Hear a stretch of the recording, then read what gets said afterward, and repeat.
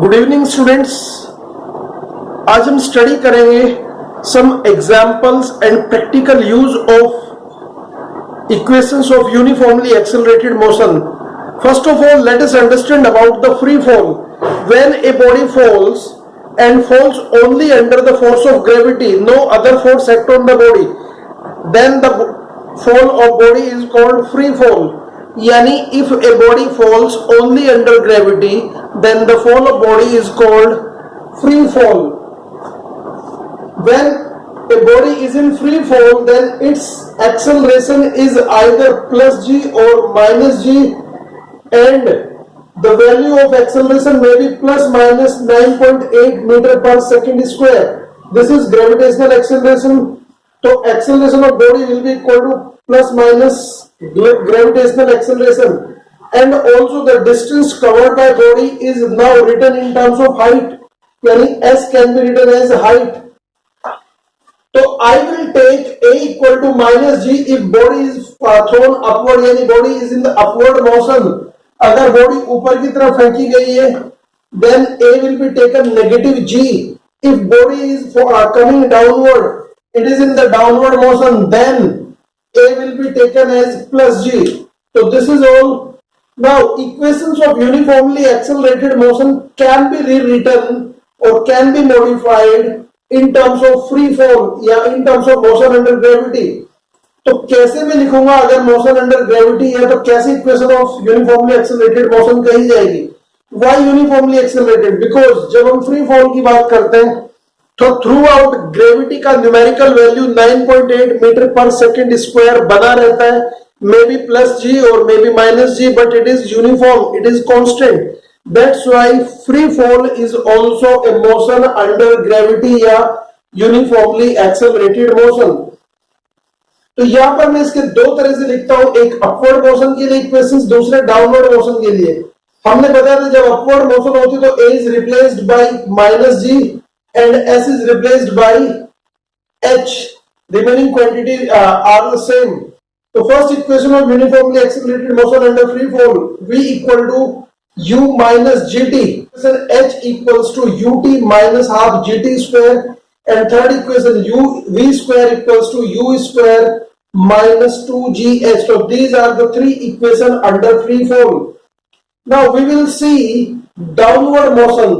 During downward motion a becomes plus g, so we can write v equal to u plus gt, h equal to ut plus half gt square, and v square equals to u square plus 2gh. So these are the three set of uniformly accelerated motion under gravity in terms of upward motion and in terms of downward motion.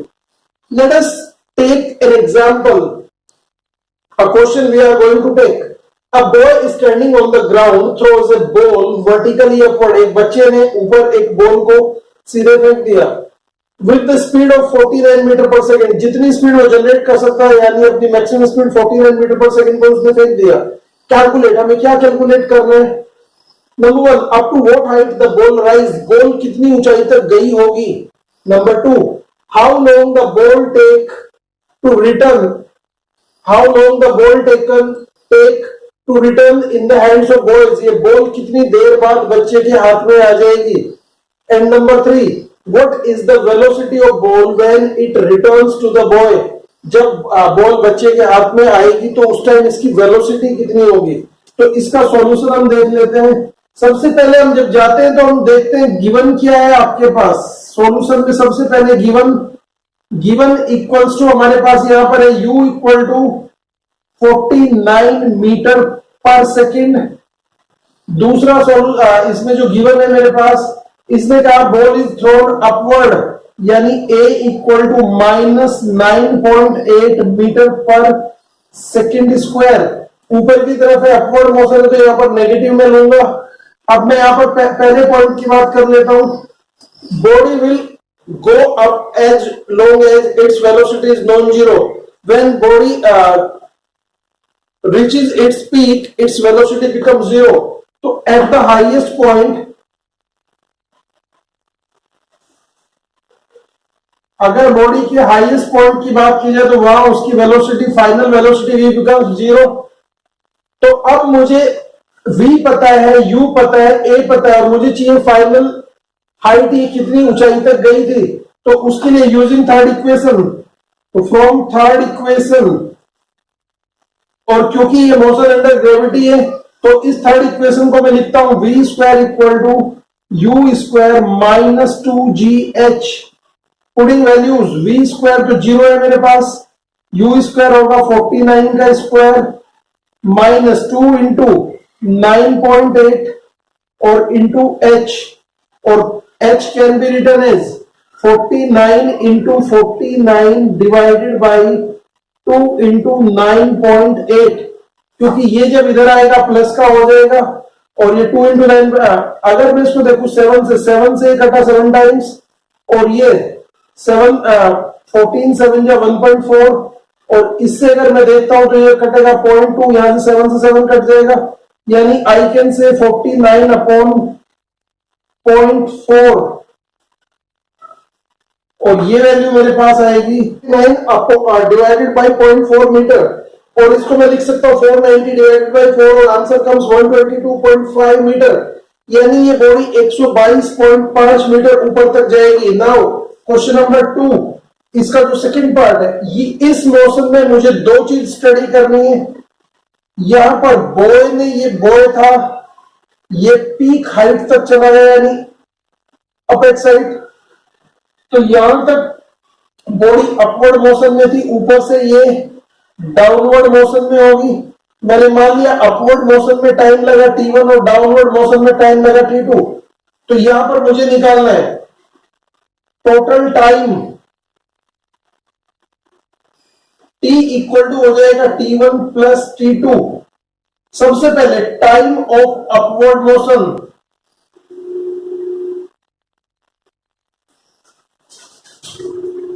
Upward motion में कितना time लगा हमें पता है, v equal to u minus g t1 time तक हमने मान लिया बॉडी ऊपर की तरफ गई, और जब ये पीक पॉइंट पर पहुंची थी वेलोसिटी बिकम्स 0, u था मेरे पास 49 माइनस 9.8 और इंटू यहां पर t1, और आई कैन से t1 इक्वल्स टू हो जाएगा 49 अपॉन 9.8, क्योंकि ये इधर आएगा माइनस का हो जाएगा, और यहां से अगर मैं देखूं तो ये बचता है मेरे पास 10 अपॉन 2 49, क्योंकि 49 से अगर मैं इसको 98 को कट करता हूं तो ये मेरे पास बनता है 0.2, यानी मैं कह सकता हूं 5 सेकेंड। तो अपवर्ड मोशन में जो था टाइम लगा 5 सेकेंड। फॉर डाउनवर्ड मोशन, जब मोशन डाउनवर्ड होगी तब क्या होगा, यहां दो चीजें याद रखनी है। सबसे पहले डाउनवर्ड मोशन के लिए u 0 होगा, क्योंकि जब फाइनल पॉइंट पर बॉडी पहुंची थी उसकी वेलोसिटी 0 हो गई थी। अब जब ये नीचे शुरू करेगी तो ये 0 वेलोसिटी से शुरू करेगी। इस बार a इक्वल टू हम plus 9.8 metre per second square लेने वाले हैं, और क्योंकि या तो मुझे फाइनल वेलोसिटी पता होती, फाइनल वेलोसिटी मुझे पता नहीं है। मुझे पता है जब ये ऊपर की तरफ गई थी तो इसने कितनी हाइट कवर की थी, 122.5 मीटर, या इसको मैं और सिंपल कहूं तो 49 अपॉन 0.4 मीटर, ताकि मेरी कैलकुलेशन सिंपल हो जाए। तो अगर मैं सेकंड इक्वेशन से बात करूं तो मेरे पास क्या आएगा, h equal to u t plus half g t square. अब t मुझे चाहिए और ये t था मेरे पास t2, h कितना है मेरे पास 49 अपॉन 0.4 इक्वल्स टू, ये तो 0 होगा क्योंकि u 0 था, प्लस हाफ इंटू 9.8 और इंटू 2 स्क्वायर।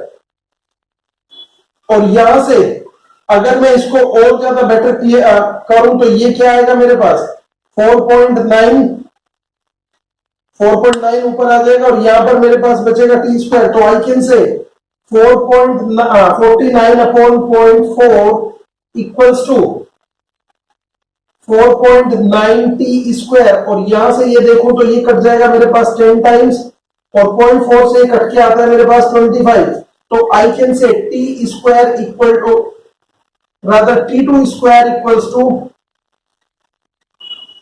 25 और I can say T2 equal to 5 second. तो दूसरा पार्ट यहां पर हमें पता है T equal to था T1 प्लस T2 और T1 था हमारे पास 5 सेकेंड प्लस T2 भी था 5 सेकेंड, यानी टोटल टाइम टेकन 10 सेकेंड। तो boy the ball returned to the hands of boy after 10 seconds. Now see the third part. What is the speed? जब body ऊपर से आती है तो उसकी स्पीड कितनी होगी? For downward motion. एक बार फिर, जब बॉडी डाउनवर्ड मोशन में थी तो हमने क्या करना है? Initial velocity of ball was u equal to 0, क्योंकि जब ऊपर गई थी तो 0 हो गई थी। बॉडी ने टाइम कितना लगाया ऊपर से नीचे आने में? 5 सेकेंड। फाइनल वेलोसिटी जब बॉलर के हाथ में कितनी है पता नहीं, हम इसको कैलकुलेट करेंगे। और एक्सेलरेशन हमें पता है plus 9.8 metre per second square का था। तो using equation 1 u plus v equals to u plus gt और पुटिंग द वैल्यू, तो जब मैं इसकी बात करता हूं तो v इक्वल्स टू कितना होगा? 98 मल्टीप्लाइड बाय 5, यानी it has become 49 metre per second. तो boy the ball return to the hand of boy with the same velocity with which it was launched. तो जितनी स्पीड से बॉय ने ball को ऊपर फेंका था उतनी स्पीड से बॉल नीचे आ जाती, यानी I can say both the motion are symmetric, upward and downward both the motion are symmetric. यहां से प्रूव हुआ। और आगे आप याद रखें, जितना टाइम कोई बॉल ऊपर जाने में लेती है उतना ही टाइम बॉल नीचे आने में भी लेती है।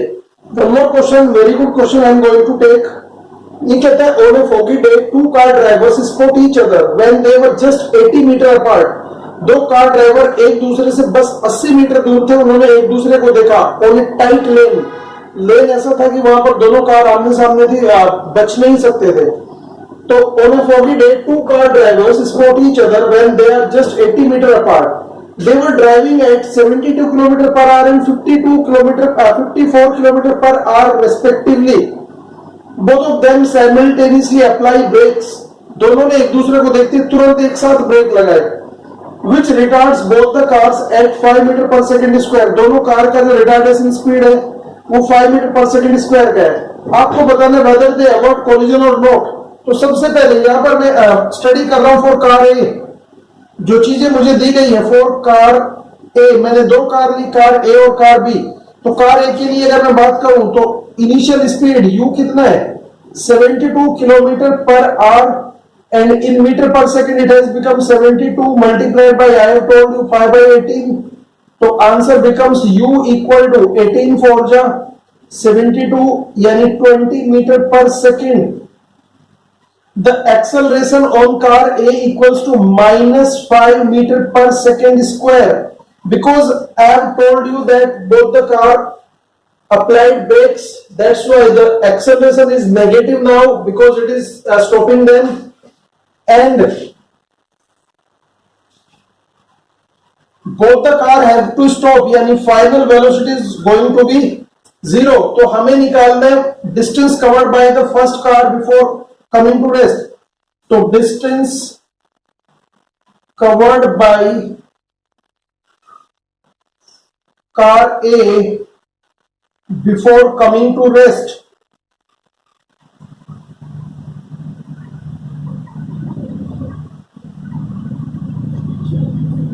Before coming to rest, we can say second equation, third equation से मैं यहां पर निकालूंगा v square equal to u square plus 2as। ये वाला इक्वेशन मेरे पास है। पुटिंग वैल्यूज v की जगह 0 स्क्वायर और u था मेरे पास 20 का स्क्वायर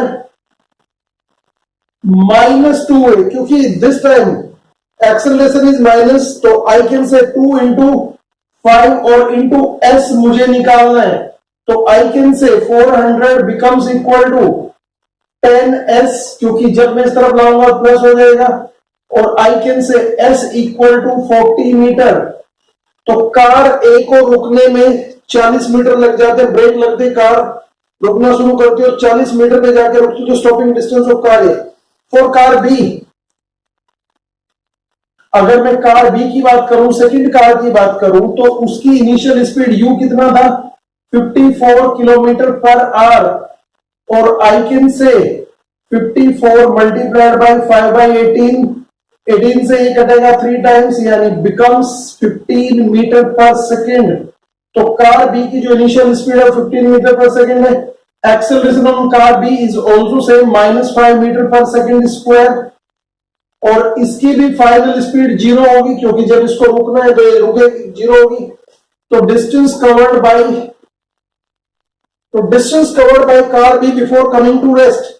और यहां पर एस मैंने निकाला, एक बार फिर हमारे पास इसके लिए भी मैं थर्ड इक्वेशन यूज करूंगा, v square equal to u square plus 2as, और यहां 0, यहां पर एक बार आएगा 15 का स्क्वायर -2 इंटू 5 इंटू एस, और आई कैन से 10s इक्वल्स टू 225, 15 का स्क्वायर, और यहां से s comes equal to 22.5 metre. तो कार बी ने 22.5 मीटर का डिस्टेंस कवर किया है। तो total distance covered by both the cars s equal to 40 plus 22.5, और वी कैन से 62.5 मीटर। तो दोनों कार 62.5 मीटर चलने के बाद रुक जाती है, हेंस कोलिजन इज अवॉइडेड, क्योंकि कम से कम ये डिस्टेंस 80 से कम है।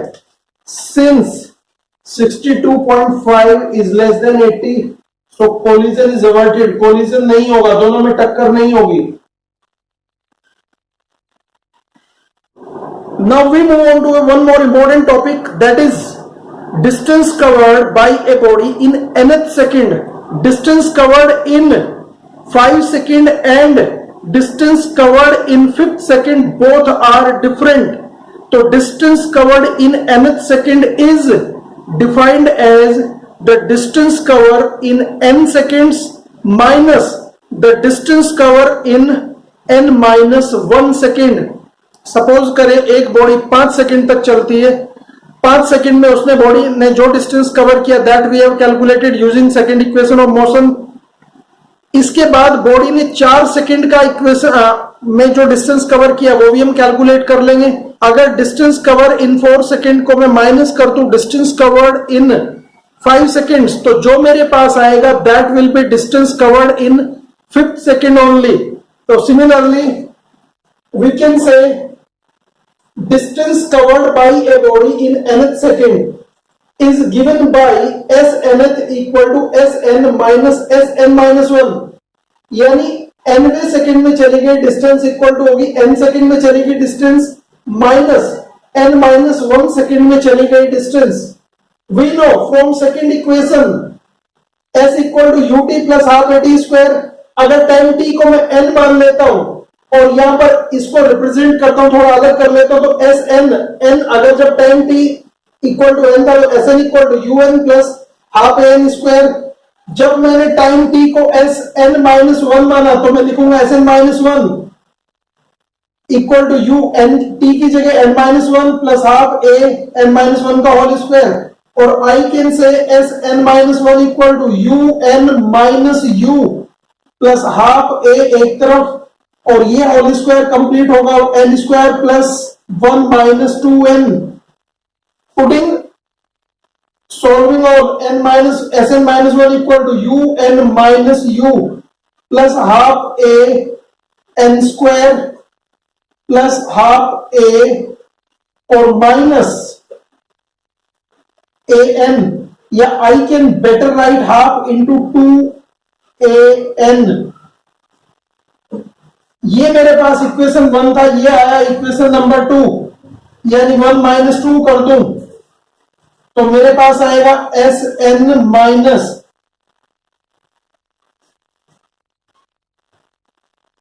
S n minus 1 that is equal to what,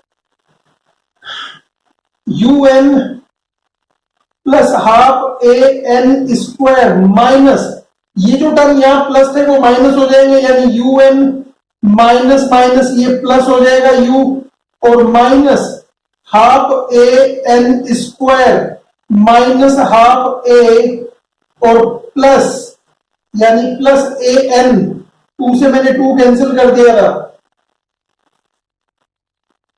u n से यू एन कट जाएगा, हाफ ए एन स्क्वायर से half a n square cut जाएगा, तो मेरे पास बचेगा क्या, s n minus one equals to, यहां पर बचा मेरे पास प्लस का u प्लस यहां पर बचा मेरे पास माइनस का हाफ a और प्लस का a n।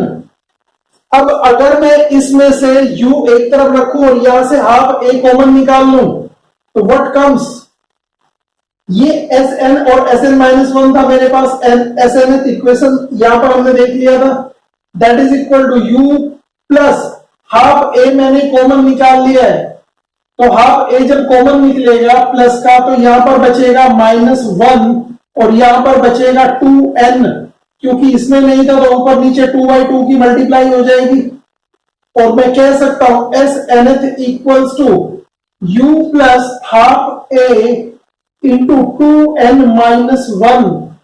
तो यही है distance covered by a body in nth second. Example, एक एग्जाम्पल ले लेते हैं हम, यहां पर एक एग्जाम्पल ले लेते हैं। ये कहता है a body starting from initial speed 5 metre per second moves up to 10 second, 10 second तक ये बॉडी चलती है under uniform acceleration 4 metre per second square. Calculate final speed of the body, distance travel in 10 second, distance travelled in 10th second, 10th, and distance travelled in 6th second. ये solution given क्या है आपको, सबसे पहले हम लिखते हैं given u equal to है हमारे पास 5 मीटर पर सेकेंड, हमें दिया a equal to 4 metre per second square, हमें बताया time t equal to 10 second. ये हमें तीन चीजें दी हुई है। पहले इसका जो फर्स्ट पार्ट है वो सॉल्व करते हैं, हमें पता है v equal to u plus 80, first equation से फाइनल वेलोसिटी निकालते हैं, सारी चीजें हमारे पास है। u कितना है 5 प्लस a कितना है हमारे पास 4 और t कितना है 10, तो वी कैन से 45 मीटर पर सेकेंड। बॉडी की जो फाइनल स्पीड है v इक्वल टू होगा 45 मीटर पर सेकेंड। ये पहला क्वेश्चन आपने सोल्व किया। क्वेश्चन नंबर 2 सोल्व करते हैं। ये कहता है डिस्टेंस ट्रेवल्ड इन 10 सेकेंड, हमें पता है s इक्वल टू होता है ut plus half a t square, और u हमें पता है कितना 5 और t कितना है 10 second plus half into a कितना है 4 इंटू टी स्क्वायर, और t हमारा है 10 यानी 10 का स्क्वायर 100, तो ये कट जाएगा 2 टाइम्स, तो मेरे पास आएगा 50 इंटू प्लस 200 यानी total distance travelled by body is 200 metre. तो 10 सेकेंड में बॉडी ने कितना डिस्टेंस कवर किया, s equal to 250 metre, 250 metre distance cover किया इस बॉडी ने। Check the calculation here. Now we come to the third part, distance travelled in 10 second. हम इसको दो तरह से भी कर सकते थे, मैंने डिस्टेंस ट्रेवल इन 10 सेकेंड निकाल लिया। अगर मैं डिस्टेंस ट्रेवल इन 9 सेकेंड भी निकाल लूं इसी फॉर्मूले में, यहां पर मैं 9 रख लूंगा 45 और यहां पर हो जाएगा मेरा 81 का डबल में कर लूंगा, 81 टू 162 प्लस 45। तो अगर डिस्टेंस ट्रेवल बाय S9 निकाल लूं, ये था मेरे पास S10, S9 निकलेगा 45 प्लस 162 यानी आंसर कम्स कितना, एक रफ चेकिंग कर रहे हैं 7 और 0 207, तो यानी मेरे पास आंसर आना चाहिए 43। अगर मैं इसके साथ देख रहा हूं, इसका थर्ड पार्ट देख लेते हैं अभी।